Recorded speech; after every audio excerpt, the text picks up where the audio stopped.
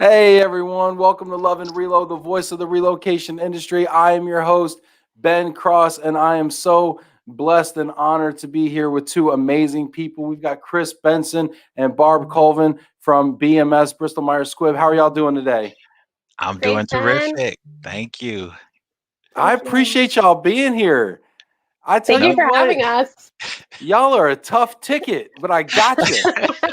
I I know it's been got a you. long time coming, right? I got you, and I got you for a while. You can't go anywhere now. You're on camera. You can't go anywhere. I have my No. family coming for reinforcement to give me some support and some amens. There you go. There you go. The people in the back. Hey, speaking of the people in the back, everybody coming in right now, appreciate y'all watching out there in LinkedIn land. Go ahead and get active in the comments. I want to know who you are, where you are, what you're up to right now. If you've got questions, we're going to be talking about centers of excellence. We're going to be talking about diversity, equity, and inclusion and policies. We're going to be talking possibly about mergers and acquisitions and what you need to know to prepare your mobility program for that. We might be talking about bicycles. I don't know what we're going to talk about. We got a lot of time. All of the stuff that we love. All the stuff. We're talking about all the stuff today. Speaking of where in the world everybody is right now, can we go around the horn? Barb, where in the world are you right now? So I'm sitting right now in a town right outside of Allentown, Pennsylvania called Emmaus. So, Okay. yeah, tiny little All right. town, about 10,000 people. Now, how far are you? My in-laws live in the Poconos. They live in Gouldsboro. Okay. I've been to Goldsboro State Park. I know exactly where that is. Okay. Can you do a wellness check and tell me if my father-in-law is still crazy? Um, it looks about right. Looks About right. about Yeah. right. From here, yep. Yeah, Yep. I can see Okay. it. I can see it. It looks about right. Yep. Yep. All right. Awesome. And Chris, where in the world are you right now? And so I am in South Jersey, so I live really close to Philadelphia, so just about 10 miles outside. But I would love to be in the Maldives right now. So if there's a way Ooh. that after this you can arrange for me to get over there, that would be perfect. No problem. No, I'm on it. I'm bringing my yacht around right now. No problem. Yeah, Barb, we got to get Chris on a short-term assignment to the Maldives. Have you ever been there, Chris? No, no, but I'm turning 40 this year, and so I am making that one of the trips, hopefully, that I can go on for my 40th birthday. So we'll see. I don't know if I should have That's gave my age on here, right? Sometimes they try to Yes. shoot their shot on LinkedIn. yes. Please shoot your shot right now in Chris's DMs on LinkedIn. Okay. Can we please? I'm tired of these women talking about how everybody's inappropriately coming on to them, and we need some equal opportunity around here. Yeah. We're having a little too much fun on Love and Relo here on a Wednesday. I don't know what's in the cup, but anyway, whatever it is, you need to get one. It's Love and Relo. Get these Love and Relo Move for Hunger tumblers right here. 100% of any money collected for these right here goes to Move for Hunger. The website is on the bottom there, moveforhunger.org/tumbler. We're going to try to raise a few $1,000s here to relieve hunger, food insecurity. So please go ahead and get those and then post it on LinkedIn. Let's see who's checking in with us real quick before we hop into the serious stuff. Tim Quirk checking in from Western New York. Excited for this great show. Hey, Tim, it's too early to call it, man. All right. He's right on point. There you go. Jason Rollins checking in from Preferred Corporate Housing. All right. Janet Turner. Hey, we've got super Oh, hey, producer Janet. Janet back in the booth here.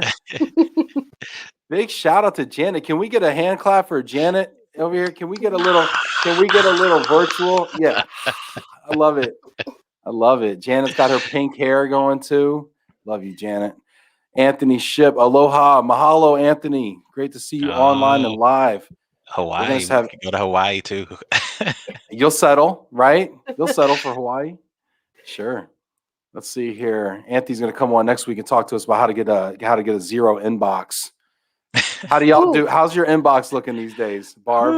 How's that inbox mine is looking? definitely better than Chris's. I know I can say that for a Well, fact. Chris has all those shots being shot in his inbox. That's his problem. Well, I'm sorry. I'm sorry. it's all great deals for Maldives probably coming That's through. it. That's it. That's it. Matinee, check out Volpe's and Emmaus. Barb, tell Francis I sent you. Great food. Oh, thanks, Matthew. I'm right up the street from there. Have you ever Yep. eaten there before? No, but they just put their picnic tables out, so I'm going to be there quick.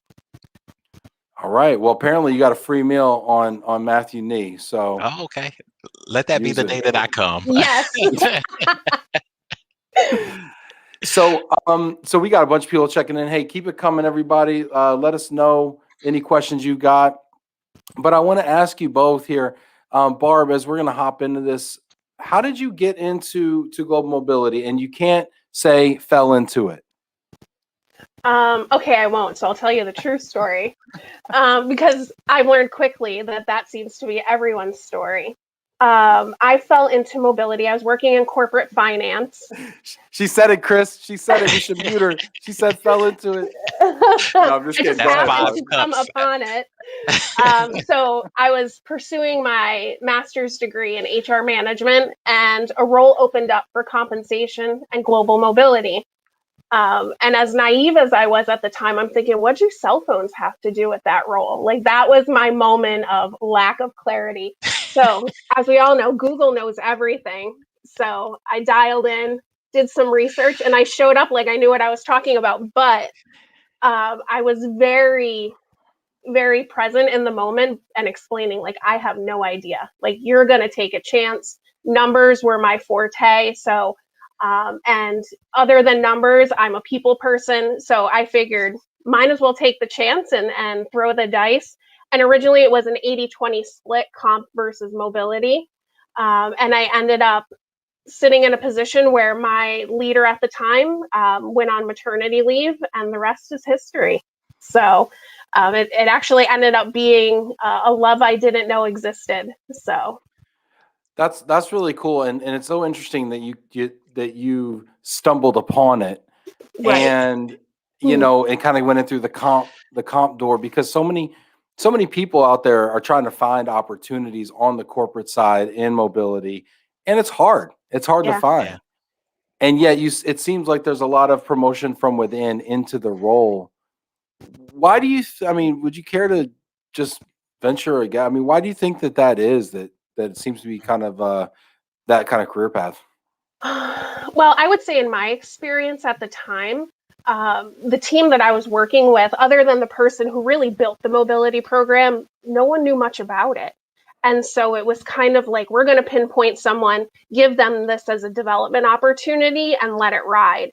What I will say, though, is during my tenure, because I was still new in the role when I was kind of put to lead the global team at the time, I was able to bring in my vendor and have someone sit on site. And so, to your point, Ben, we were able to incorporate that vendor relationship and offer an exploratory opportunity for everyone to learn. So I got to learn more about the vendor side, and then my individual sitting on site for my vendor got to learn more about the corporate side. And I think, long-term scope and really thinking about how we can advance knowledge around mobility, that partnership helped both of us tremendously. And so I think if there was a pivotal point in my career learning about mobility, that for sure was it, because I really just needed them to help me learn and help me grow. Yeah, and it's probably also nice not being the only person in the building that knows what you actually do, right? I mean, because that's Yeah, another comment that we hear all the time is nobody actually knows what I do around here. So having somebody on site probably helps out a lot. Um, absolutely.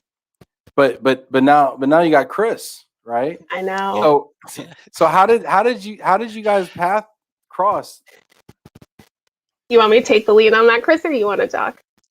Sure, I'll take the lead. So, Okay. Barb and I, we met through the BMS acquisition of Celgene, and so Barb was leading the mobility program at Celgene, and here's this young guy with only about 4 years of experience leading the COE program for BMS, Heritage BMS, and so we clicked right away. I am not intimidated by a brilliant mind like Barb, but rather say, let me Thank you. leverage this to develop what we think is perhaps going to be a leading and competitive mobility program for the new BMS. Yeah.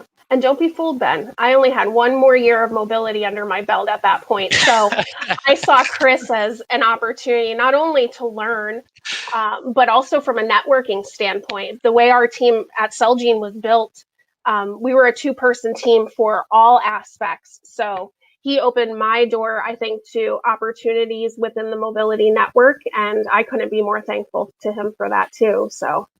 And I want to talk about that, right? I want to talk about the coming together through mergers and acquisitions, because I think that we're seeing mergers and acquisitions so much in every space, every vertical. We're seeing consolidation. I want to hear more about that. I want to also really quickly honor some of the people that are checking in here, because we got a bunch of people. So I want to get to that topic real quick after I shout out some of these folks here. Mary Roberts checking in from Cave Creek, Arizona. What's up in Phoenix? Doug Barnett, hello from Virginia. Look at this. Oh, Oh, Hey, my friend Galia. Galia. We love Galia. Yeah. Gallia's in the house.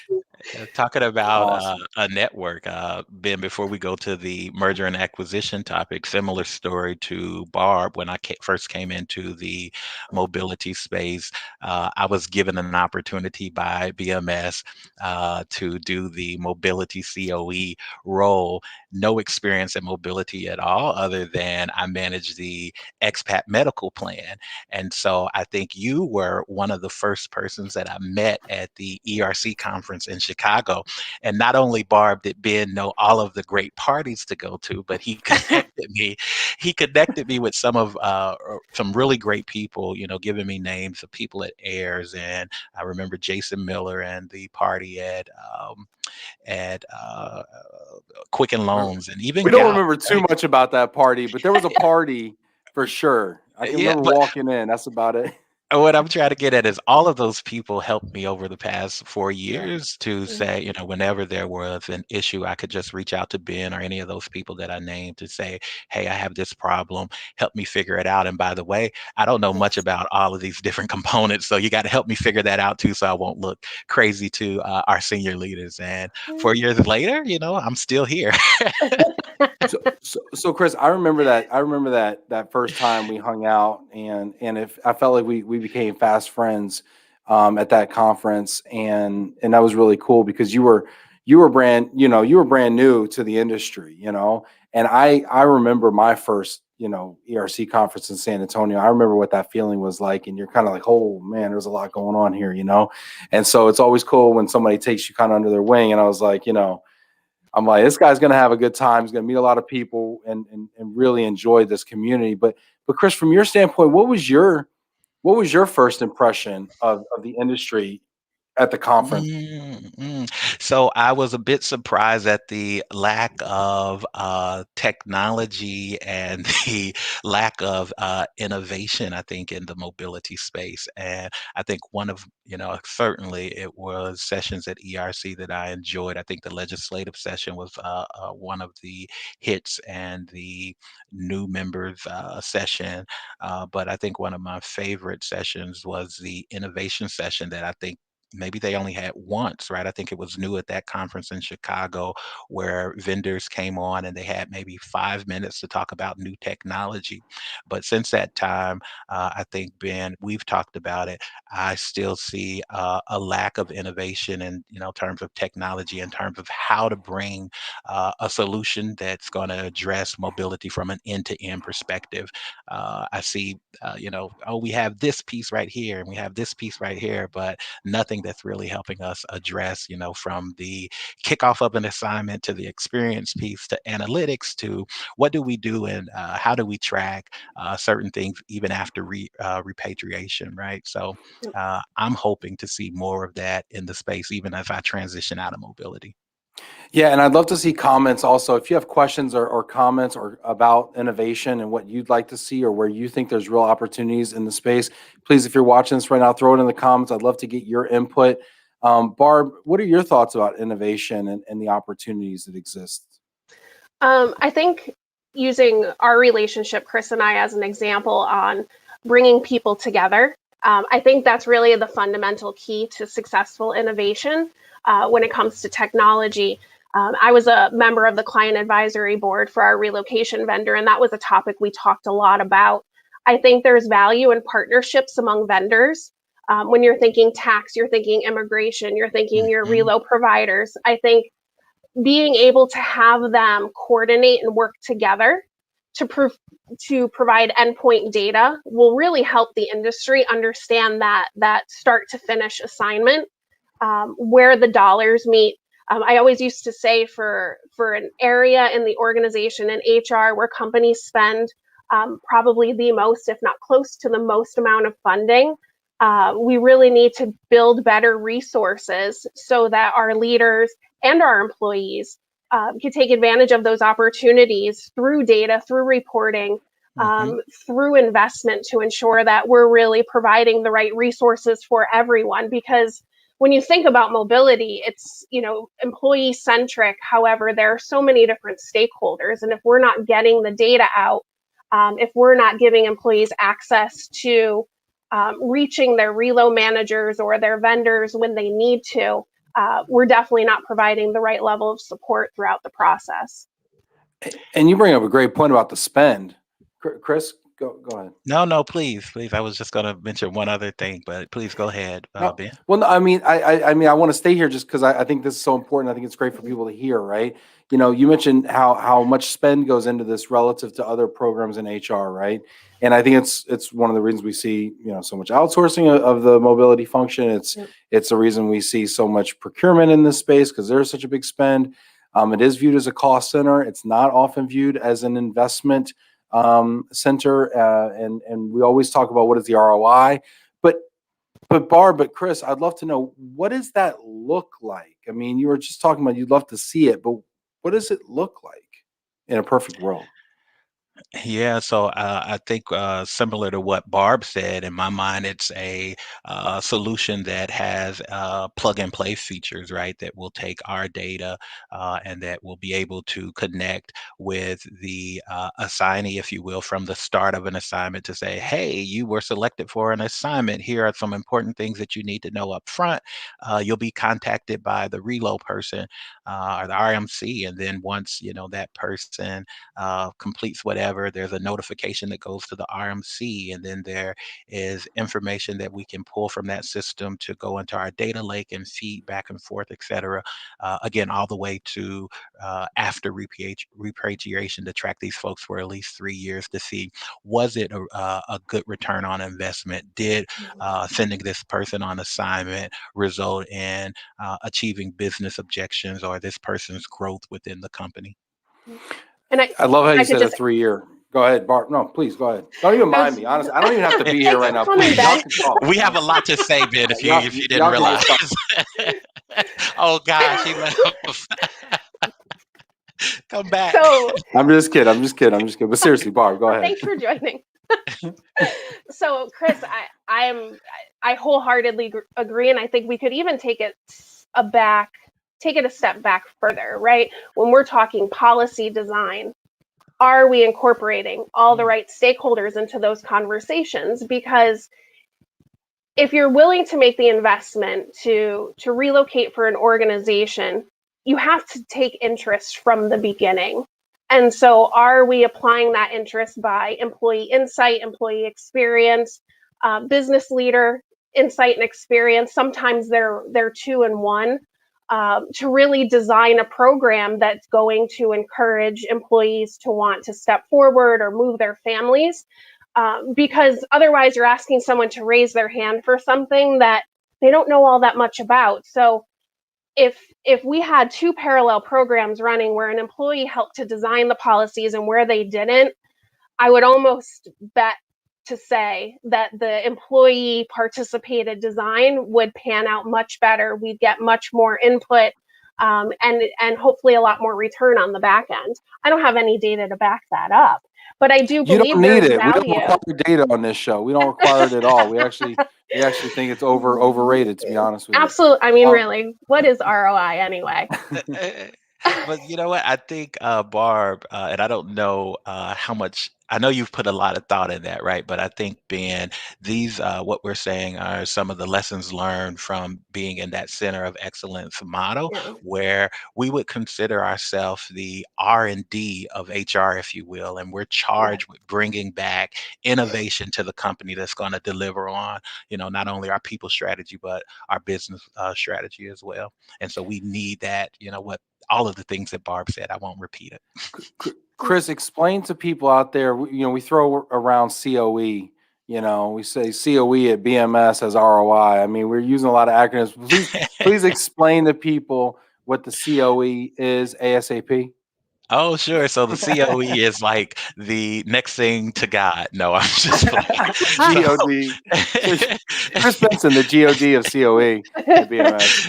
So at BMS, our COE is focused on strategy, design, compliance, and governance, right? So we spend a lot of time trying to look at our strategy around mobility or whatever area that we're in. I serve in the global benefits space as well to say, how do we proactively design the strategy of our program, not to deal with what's happening here and now. Of course, we have to deal with here and now, but what does mobility look like in the next 5 years for BMS? And then to Barb's point, how then do we design a program that's going to meet those objectives? And then, of course, we can't get away from compliance and governance, but we need people to execute on what we design, right? So we have really close relationships with our operations partners to execute on the design and the strategy that we bring forth.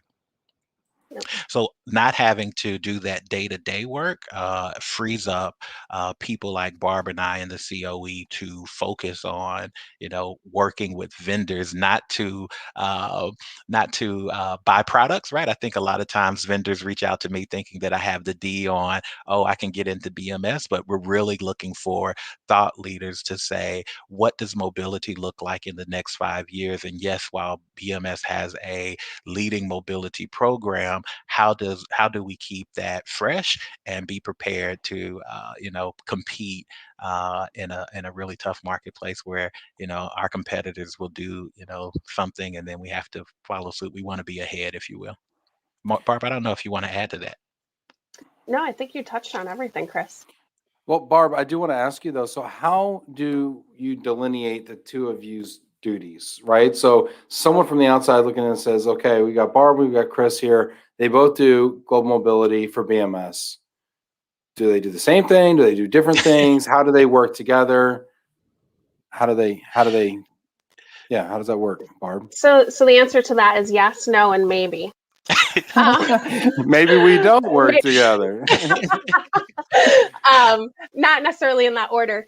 So the partnership that Chris and I have built, really bringing two, I would say, similar mindsets as us as individuals, coming from two different organizations, and really designing an approach that works together for the greater company, the integrated company.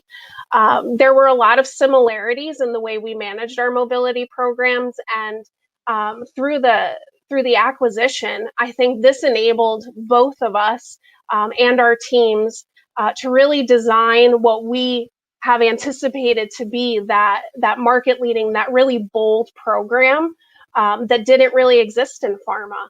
And so, coming together, in my world pre BMS, I did both operations and the COE. So it was really neat to be able to integrate that experience into our conversations and only focus on the COE side. Like I had said before, in my experience, the networking opportunity wasn't really at my fingertips, and it was because I had a bulk of work on my plate, where I didn't have the opportunity to connect with additional colleagues in the industry to grow. And so the opportunity that we had was to take our knowledge that we learned through the industry, through a lot of learning individually, and bring it together. And to say that the outcome is anything shy, I think, of amazing, is an understatement. Not only did we build a program that really covered all the basis of what we wanted a mobility program to be, but we really had the opportunity to use all of our networks, all of our experience. We challenged each other. We asked questions. It was just overall, when you're thinking M&A, some people, shy away from that, but it was my first M&A and really a really great experience. I just want to go back to a quote you just said. I mean, to characterize it as anything short of amazing would be an understatement. Barb Colvin. I mean, gosh, I hope you write your own reviews, because you know what, you nailed it. And it's not just me saying that, but Gallia says Barb is spot on. We're moving from segmentation to personalization, employee experience first. So that's awesome, and good on you for tooting your own horn. Nobody going to toot it for you. Do your thing. But no, and I think you're right. M&A scares the pants off people, right? Because with major change like that, people wonder, hey, what's going to happen to me? What's going to happen to my team? I mean, these are real life concerns, and it's funny, actually, Tim, one of our production folks here, Tim Quirk, who's backstage, he and I went through an M&A, a mergers and acquisition, situation years ago. Right. And then we leaned into it, and we decided that we were going to make an amazing situation out of it.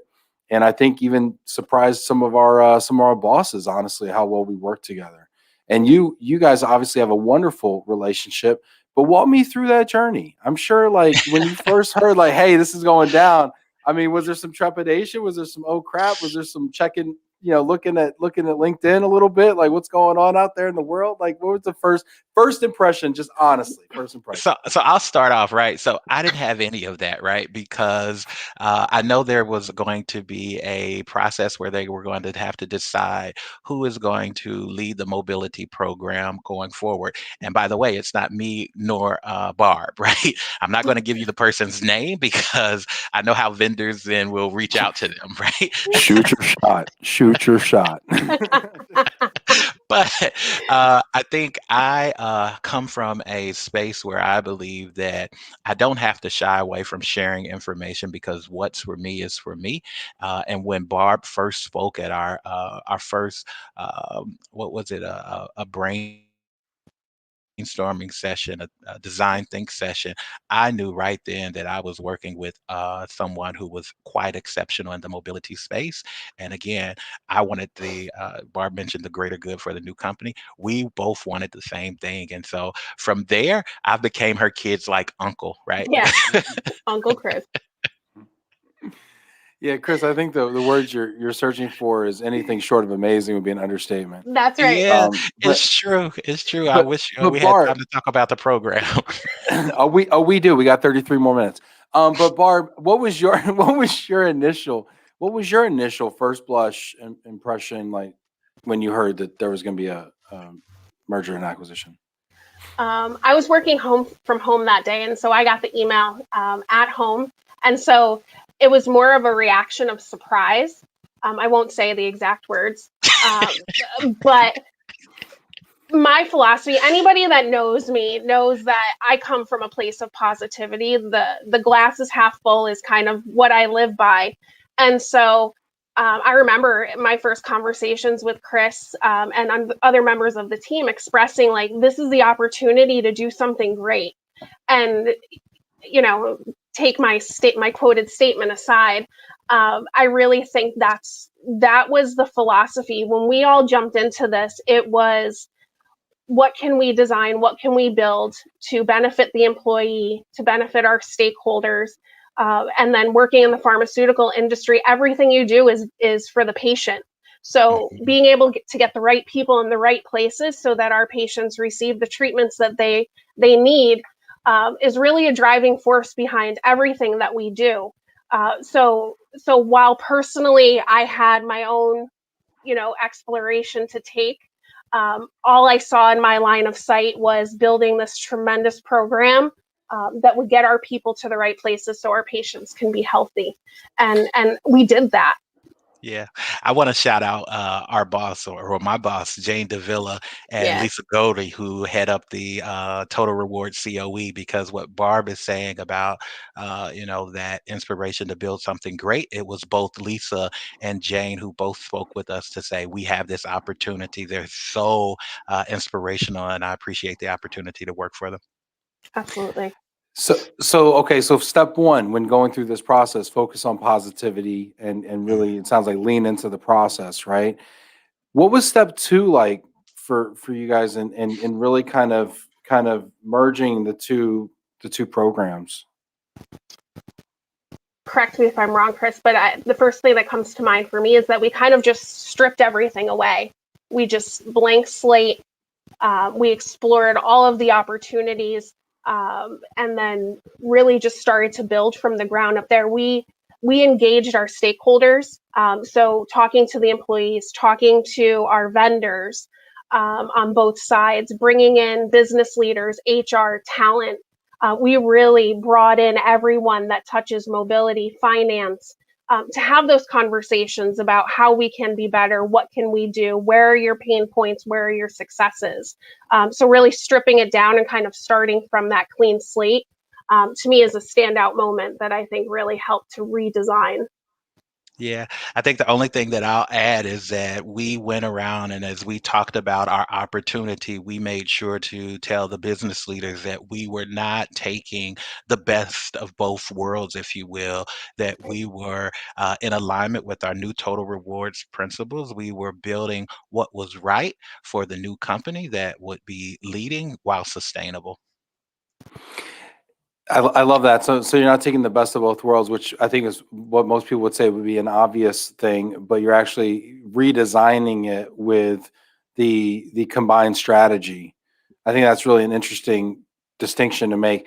When you went around and you talked to the stakeholders, did you get the same feedback, or was there differences based on some of the different cultures and different, things that were, the different company cultures and things? I mean, what was that process like, I guess? So I guess I'll start, and Barb, you can add on, right? I think it was what was interesting to me. We had very similar cultures, right? And I think we had to, prod a little bit to get past the experience people would have during their relocation to say, what do we really need? We want to move more women in the program, and we want to open it up to these different things. And so, what would attract them? And let's not focus on the experience piece just right now. We'll get the experience piece right. And then, like Barb said, even taking a step back to say, how do we interact with our talent team up front so that we are making the right decisions about the investments that we're making?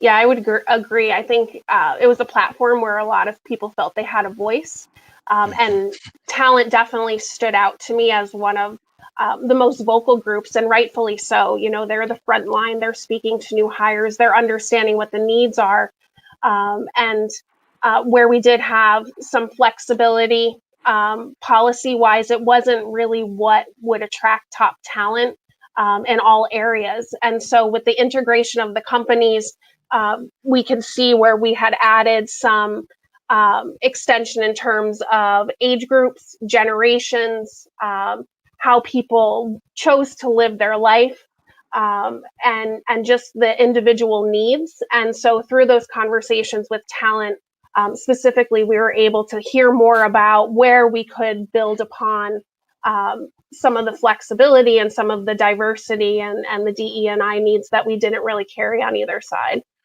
It sounds like you really had a lot of strategic level discussions. And Mhm. so you took this opportunity to kind of blank slate, create something, that you feel was in keeping with the strategy.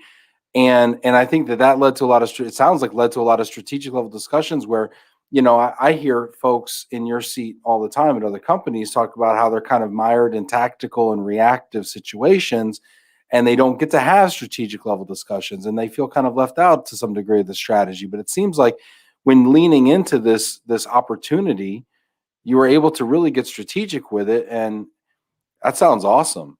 I just want to a couple. We got a couple comments and questions here, and I'd encourage more questions from the audience and people that are watching. because I'm really finding this fascinating. And Barb and Chris, I really appreciate you being so transparent. And I think we can all learn from this because sooner or later, we're all going to go through this, right? And how This we is handle it's going to have such an impact and inflection on the rest of our career, right? I mean, yeah, this is the first stop of our road show to talk about something that's nothing short of amazing. that's going to be the title. That's an understatement. That's an understatement. It's going to be the subtitle, right? Let's see here. We got Morgan Crosby said, to both your Oh, credit, the two of you brought true passion and excitement to building the best new program possible. yeah, Thanks, Eric has Morgan. been amazing partners that helped us along this process from the beginning. Morgan, that's an understatement. Oh my We've got a God. no, I'm just kidding. I'm just kidding, Barb. I'm gonna let you. Okay, I'll stop. I'm going I'll to send you stop. a card then. You better watch I'll out. stop. Hey, I like cards. All right, let's see here. Mary says, okay, Mary's got a great question here. And keep these questions coming from the audience. I love your questions. Mary says, were there any significant give take items you had to consider when comparing both policies? That's a great question. I have an initial reaction to that. Our policies were pretty much similar. There were some things that BMS did that Celgene did just a little bit differently. I think where we had give and take is on the how do we operationalize some things, right? And so where we went in saying that we wanted to do certain things this way according to our design, we have Lisa who often tells us that if our design isn't operationalized, then it's not worth the paper that it's written on. So we had to make some concessions and say, if this is going to work smoothly, this leading program, if we're going to have a great experience, and some things we'll have to work with our operations partners to do a little different than we initially thought. Did either one of you move horses and the other one was like, listen, we're not moving horses anymore? Is this a comp? No. No. No, I Okay. don't think we had anything extreme. The one thing that comes to mind for me was just volume. Celgene was very lean in terms of variations of policies. We basically had a policy per move type, and so we would. I spent a lot of time actually leading up to the announcement of the acquisition, just exploring what our employee needs were, so that we could move into a policy redesign opportunity. So I think that was probably one of the biggest standouts, was just the levels of policies, and I think we met in the middle when we kind of brought everything together for the rewrite opportunity. Yeah. So I got a question, because you touched on this several times, and it's a major point, and I wanna sit there for a minute. DE&I, diversity, equity, and Mm. inclusion, right? Tell me about how that. Tell me what part that played in your strategy, and then I'd like to talk about how it played out in the tactics of building the program from scratch. So I would say that it was a huge focus in our strategy and in the strategy that we have at BMS. It's extremely important. And I think that from my perspective in that COE role, and even from our operations partners, that we look for vendors and thought leaders that have more than just a soundbite to say we work with diverse suppliers, but really understand diversity, and they have different perspectives at the table, so that when they're interacting with our assignees, they will understand and be able to ask the right questions to lead them to the right choices that they're able to make. Yeah, it was really fundamental, and I think an underlying thought in a lot of our conversations around the policy redesign. BMS, without a doubt, recognizes the importance of DE&I at the employee level. And so, as a person coming into the organization, that was one of the things I saw right off the bat. And it really gave me an opportunity to pause and think about, from the mobility space, how do we incorporate that? We have this network through the PBRGs, through the HR leadership team, that can support and drive those initiatives. And so we really made that a fundamental piece of our redesign process. Why was diversity, equity, inclusion such a key part of the strategy? Can you just talk about that a little bit? I think a lot of companies out there, talk about it. To your point, Chris, about sound bites. I mean, they talk about it, but I don't know if they believe in it. And the reason I want to ask this question and dwell here just for a moment is because I want to provide more meat to the business case, if you will. So I'd love to just, if you wouldn't mind sharing a little bit about why it's so central to the BMS strategy. It would help others, I think. Yeah, so from my perspective, and certainly we have thought leaders in the DE&I space at BMS, right? But what I interpreted from the conversations that we have at BMS is that not only does it make business sense, right? It helps us to get medicines to patients faster. It's the support that we receive from the community, but having that diverse perspective at the table and incorporated into our design, it drives innovation and it supports our employees to come to work as their authentic self, and that's extremely important at BMS. Yeah, I love it. Now I want to take that and say, okay, now how did that get ingrained in the policy and in the program? What are some of the changes that you've seen made, and some of the things maybe we can learn from and we can do differently in our own programs? Barb, just give them a little bit, right? We don't want them to steal it all. Well, Um, God forbid we steal it all and we're all doing it right. You know what I mean? I mean, think about it, right? Go ahead, Barb. Tell us s- everything, Barb. Just give us everything. Chris, I'll mute you for a moment. No, I'm just kidding. so here it is.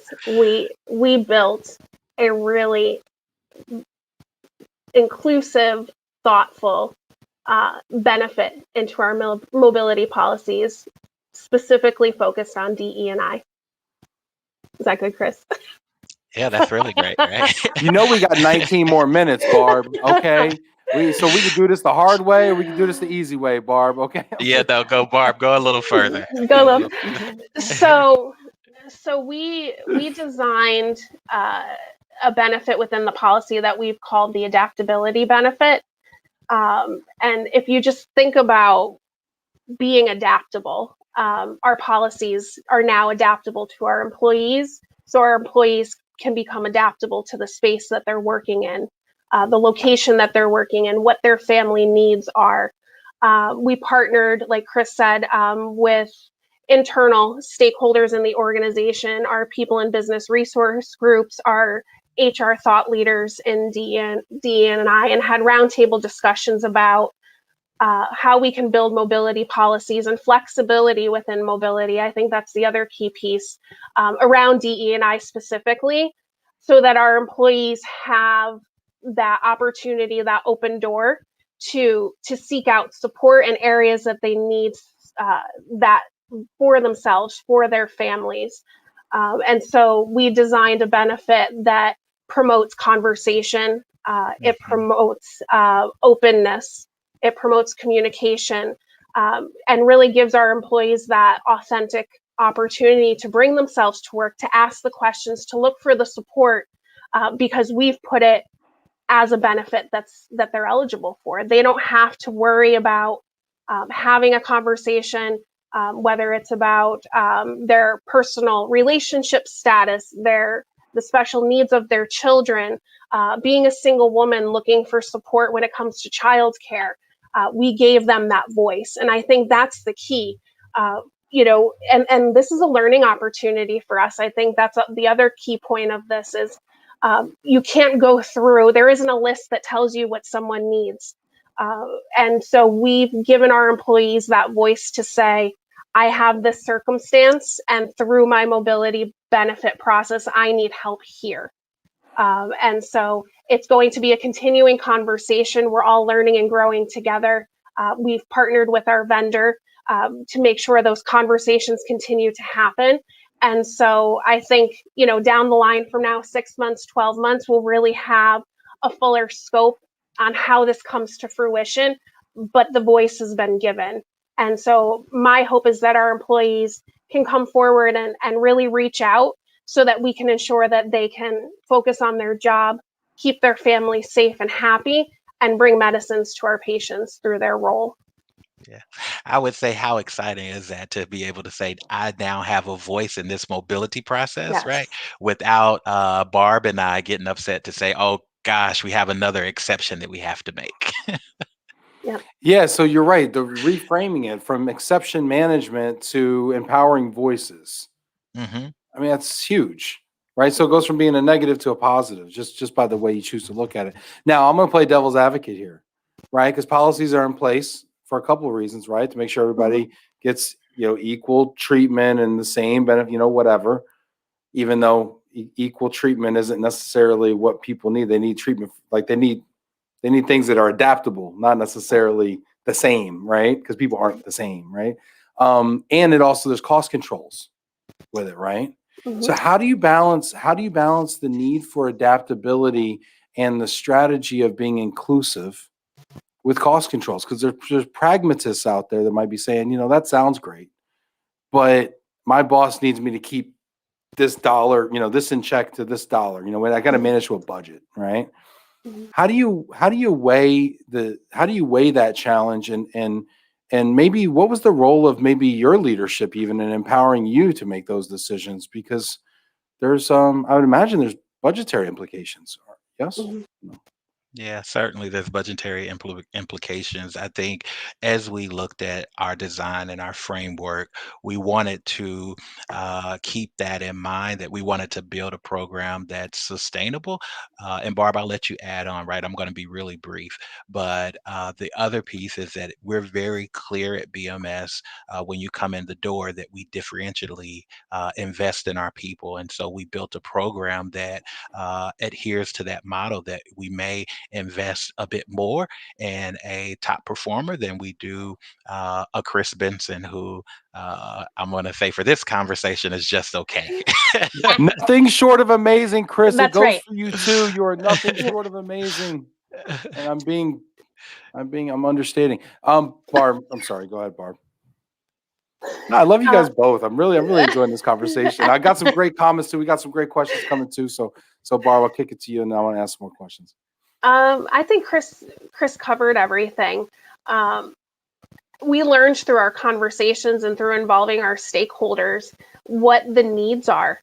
And I think not only from a strategy perspective when building the policies, but from this adaptability piece. And so we wanted to give our employees the opportunity to invest in that. And so we looked at everything holistically. We looked at the financial side. We looked at what the benefits could be. And I think we designed something that will meet the needs of the employees while remaining within a budgetary guideline. Yeah. Nice. Let's see here. We've got some great comments here. Morgan is not in the Maldives, which is important to know. Mary Lee's checking in from Minnesota. Shout out Mary Lee. She's got a great comment coming up as well. Miriam checking in from Connecticut. This is great.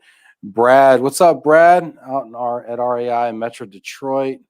This is wonderful. Elizabeth Soley from Connecticut checking in. Liz Martin, Lizzie Beats, DJ Lizzie Beats in the house.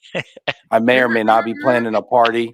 That's right. I may or may not be planning a party with DJ Lizzie Beats in Chicago. So just listen for that. Simon John's out in the UK. Is it gin and tonic time yet, Simon? I don't know. Let me know. Catherine checking in from Toronto. This is great. I love the multinational. Oh, Sylvia checking in from Colombia. Hola, Sylvia. Laura checking in. This is great. Sandra Clary. We all likely have a Ben story. Listen, this ain't the topic here. Rob Zeitz from Air Inc. checking in. Tracy Wilkes. This is awesome. Vinny Valverde from Portland checking in. Ray Abbott in the house. This is great. Let's see. We got Val from Houston. All right. Let's see. We got some more questions here. Yes, we do. All right. Micaiah Young, how do you remain aware of the changing needs of your employees as culture shifts and individuals' personal and family dynamics change? Interesting. That's a great question. Yeah. And I think, Chris, correct me if I'm wrong, but Micaiah, we've had a lot of conversations about how frequently we revisit what's being utilized, how we're supporting our employees through that adaptability benefit, because that's what we want to do, is continue to adapt to those changes. And I think through the design and now the follow through, right? Just isn't a conversation that we had and it's over. It's going to be continuous. There will be data to support what benefits we're utilizing and how we're helping our people. That's right. That's absolutely right. We need the data, right? And that's another cue to our suppliers out there. Give us the data, give us the reports, right? Because needs and culture, it shifts constantly. And to Barbara's point, we're going to keep revisiting. Having a focus role in the COE allows us that flexibility to go back and review our programs and our policies at intervals. Well, and also it sounds like employees have to report some of this, but employees also have to feel safe reporting this, and there has to be maybe an unobtrusive or delicate way, perhaps, to extract some of this information in order to respond to it. So it seems like there has to be an open dialogue, which I think would come from a culture, and that you guys are setting, actually, to your point, creating that culture. That's it's a complex question. Got Darren checking in from Seattle. Let's see here. Mary Lee's got a comment. Barb and Chris, it is great. You are focusing on DE&I in your program design. Part of mobility innovation will be to weave the DE&I into programs such as using relocation benefits to achieve larger initiatives. Another example is driving for benefits for entry-level candidates to lift up.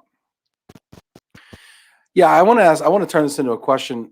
Are there populations that just don't get opportunities to be mobile at the same rate? Are there populations that we need to focus on, maybe as an industry, creating opportunities for, giving access to opportunities for assignments and such? So I see, Barb, you're contemplating. I'm going to give my Yeah. knee-jerk reaction while you contemplate, right? So certainly, I think there is more opportunity needed for women, and then also more opportunities needed for minority. And I can speak from a minority perspective in the African American community. So the Indian culture as well. We're very close to our families, and typically, particularly for the Black community, we're the first to be in this situation where we're getting stock options and things of that nature, and you're saying, okay, break your ties with your family and move over here to this particular country. And that's why I think these DE&I components within the design that will help with that transition and to support those needs are extremely important, right? So in our new framework, as a single person and it's very close to my family, perhaps I can say to in the conversation that going back to see my family is going to be a bit more important. And so maybe there's an acknowledgement and I get a few more home leave trips or what have you. Or maybe it's a single mother. Now we have a lot of working mothers, right, who says, I need to have my parents come with me on assignment because that's the only nanny that they've known, right? It's those type of things that we need to put in place that will open up more opportunity or create opportunity that these individuals can act upon. That's a great point, especially about multi-generational households. Mhm. I mean, there's a lot of, that's great. Barb? I think Chris touched on that throughout our conversations, we could bring our personal circumstances to the table, and that really helped to, I think, fundamentally lay down the strategy on how we wanted to approach the adaptability benefit. I come from an LGBTQ family, and so we face challenges as well. We have children that we've adopted. We are a multiracial family, and so Beautiful family. exploring international opportunities is a challenge for us. And we talked about how we don't want an individual employee to feel as though they can't take control of their career. They can't see that vision of where they can be because they don't have the support to get there. And so we wanted to build that platform to provide that support. And bringing our individual experiences allowed us to have a very transparent conversation, which is so important. You need the right people with that experience, whether it's your team, your PBRGs, your DE&I groups, to come and really talk fundamentally about what those needs are for our employees. I really appreciate you sharing that. Thank you, Barb. It's great perspective. Wonderful. Quinn says adaptability policies, very forward thinking. Awesome. My dad's just checking in. Love you, Dad. Oh, See hey, you. Dad.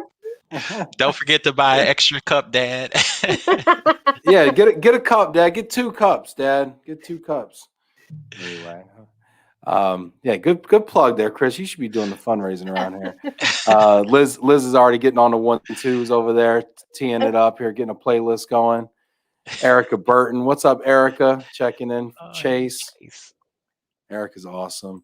Janet, last question before we get into our top 5. Janet says, do you consider spousal support? Is that a benefit that you offer? Thoughts? Take it away, Barb. So take it away, Barb. So we do, and we incorporated that too into our vision when it comes to the adaptability benefit as well, Janet. So really looking at all family types, single, spouse, children, single moms with kids, single dads with kids, and really just giving our employees that voice to ask for the support that they need to ensure that they're getting the right opportunities in that new location. Yeah, that's great. That's great. Mary Roberts, I said it was the last question. Mary Roberts, where do you get that Tumblr? It's on the bottom of the screen, moveforhunger.org/Tumblr. If you got an iPhone 5, you probably can't read this right now. Hold it sideways. moveforhunger.org/Tumblr. I'll say it one more time. Hey, Janet, would you mind putting that link in the comments for people as well? I think they're like $30 or something. They're like, that vacuum. They're like knockoff Yetis. They're like the Fordham Road Yeti over here. But hey, get one. It all goes 100% goes to Fordham Road's where I used to cop the bootlegs back in high school. I used to get the bootleg Nikes, the Schnikes, and anyway. That's a whole nother story. We won't go there next week. But it's quality. It's quality. Okay. It all comes from the same place, China. All right. So go get it. It's got Love and Relo on it. And it's for the people that need food out there. This is great. Mary say, I can confirm that BMS does it right for families. Erica Burton, I'm ordering one. Yes, it will match my awesome shirt. Yes, Erica, you're shining. A Fetty. She says. Yes, we got the Fetty joints in here. Yes, we do. Get your Fetties. Oh, Christmas right around the corner. All right. So hey, Barb, you want to have some fun? Yeah, I love fun. Oh boy, here we go. We got a top 5, Barb. All right, Barb, here's how it's gonna go. It's your first time on the show, so this is how it's gonna go. Barb, what's our top 5 today? What's the category? Daily motivations for $100, please. For $100. Okay. Well, here's $1. Get motivated. All right. Number 5. Number 5 is ask why. Why not? Ask why. Why not? Why not? Why not question things? I think early in my career, I didn't do enough of that, and so I've learned to just ask why, question things. Yeah. Well, did you They'll appreciate you later for the question. I mean, but seriously, I as a person who's also questioned things throughout my career, people do get annoyed. Some people do not like questions. It's like when your toddler's like, why is sky blue? Why do I gotta listen to mommy? So how do you balance? I'm just out of curiosity, as a person who's never figured this out, how do you balance the asking why and keep people not upset with you for always questioning things? I think it has to come from the motivation of learning. We all want to be the best version of ourselves, and so when it's not that you're questioning the person. You're just trying to understand the motivation behind what's happening. And I think it's important that we do ask those questions because we can build a better together by doing that. Yeah, that's fair. That's probably what I was missing. Chris, did you have something to say? Yeah, we probably want to bring you over to the BMS culture because we encourage people to ask questions and really to push back, right? Because we want the best and the greatest. And if you're not asking the questions and you're not challenging it, you get into that groupthink. I like it. I do need some training. So my company does not offer training. So I do need some training. But I have no one to blame but myself. Number 4. Number 4 is live through your choices. So by that, I mean, I live my life with no regrets. Everything I've done has gotten me to be on the show with you today. But putting that excitement aside, I believe there's value in everything that we do, right? You've got to learn, you've got to grow, you've got to recognize your positives, your mistakes, and then learn and grow from all of those. And I try and focus on that every day. I love this. Like one. making I love some this kind one. of comment about something not being an understatement. I mean, yeah, but you know what it is though, but you know what it is, we own it, and we're like, hey, listen, one time on here I compared myself to the Rolling Stones, okay? Tim Quirk, my producer, was like, did you really just, and I was like, you know what, yes I did, Tim. Yeah, It's not my that's finest okay. moment, but I did do that, okay? Because these days everything's recorded anyway. So That's right. we're just living and learning here. I love it. That's right. I love it. This is wonderful. Number 3. Number 3 is do the best you can. I just think that's a fundamental practice. We tell that to our kids. We let them know that sometimes your best isn't the best, but you've got to give your all. And again, it's an opportunity. I think life is about learning. It's an opportunity to learn where you can do better. And that as long as you're trying, you're making that investment, you can never truly be disappointed with the outcome, because there should be something that you learned along the way. I love this. Chris? My pastor tells us, he says, when you do the best you can, the angels in heaven can't do any better. I like it. Yeah, this is great. People ask me how you doing. I say I'm trying. I'm trying. I'm out here trying. Yep. I got out of bed today. Sometimes that's my answer. I'm here, ain't I? Right. That's right. And it ain't easy. Loving this top 5. Barb, Sandra Clary saying Stephen Meyer, who's the driver, going to be on tomorrow. Household goods driver in the house. Be safe, Steve. Ask questions. Some considered you difficult. Ask questions. Some considered you difficult. Yes. True. Number 2. Number 2 is say no. Wow. I'm still learning that one. I feel like y'all been doing that to me for 2 months. All right. No.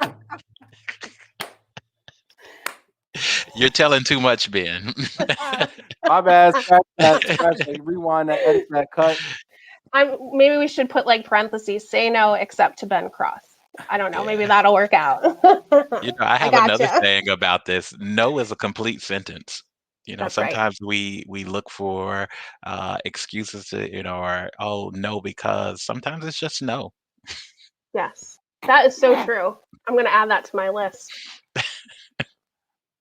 I've never heard you just say no as a complete sentence, though. Like, Chris, every time I've known you, you've always been so, magnanimous and so open. And so I've never got a hard no from you, Chris. But oh, you should check me out on some calls. I'm like, no.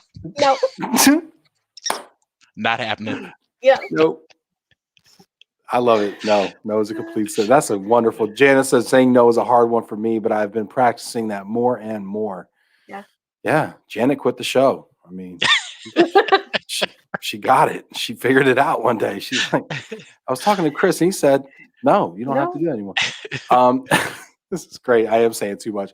Mary Lee says the asking or even explaining the whys help with the focus and vision of the direction of an organization to thrive. Absolutely. Awesome. Very cool. And number 1. Number 1 is be vulnerable. I had mentioned in the beginning, when I applied for the role that started me out in mobility, I was incredibly vulnerable. And I think this ties me right back to number 5.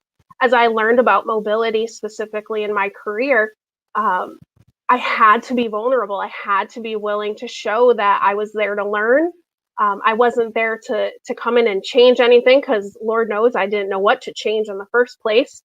But it gave me the opportunity to just open up. And I think through that, voices were heard, and that we collectively came together as a team. And I think even coming into BMS now, I was vulnerable. I asked questions. I put myself out there.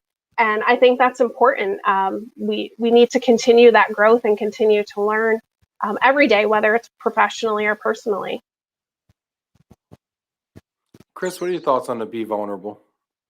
Well, so I would agree. I think that the vulnerability helps you to forge great relationships, like Barb and I now have, but relationships that are a bit more than just business, right? So when decisions are made that you don't agree with, that you have that vulnerability and that relationship built where you can not take it personal. You say, That's okay, right. I know the place that they're coming from. Right. Yeah, I love that. You got to assume positive intent too sometimes to get there. Mm. This has been beautiful. This has really been wonderful. I've learned, I've laughed, I've cried. This has been wonderful. We didn't We've talk had about some. bikes. We didn't talk Oh, we about. didn't talk about bikes. Oh gosh, you know what? Is everybody We willing have to to stick come around for back. another hour? So No, we have to come back. That's our key to come back, Barb. That's right. All right. So next time we're gonna have Barb and Chris talking about bikes, something I know nothing about. I can spell it maybe. But before, and I want to say a couple of things. One, thank you so much to everybody that took time out of their day to join the conversation. Thank you to everybody that got active in the comments. Please hit that like button. Appreciate it. I think they've earned it. So hit that like button. Give them a round of virtual applause. That green applause button. Also, if you haven't done so already, get yourself a tumbler. Holidays, we got Mother's Day coming up. I'm sure that's what your mom wants right there. So get one of those, or 2 or 5, whatever. Goes to a good cause. 100% of benefits move for hunger. Also want to thank Barb and Chris for stopping by today. And I want to give you guys each the opportunity to leave us just with a final thought, if you don't mind.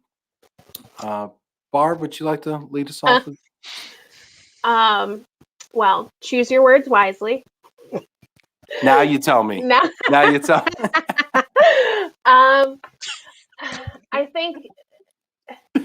I think my final thought would be that partnerships, whether they're internal, external, especially in the mobility space, really foster thought-provoking conversations around policy design and that employee-centric focus. And so I'm grateful for all of the experiences that I've had leading up to the acquisition, and now working with Chris and Jane and Lisa and the rest of the team, because we've learned so much, and I think we really built a foundation where our employees will benefit from those thoughtful conversations. Awesome. Thank you, Barb. Thanks, Chris? Ben. No, I'm just playing.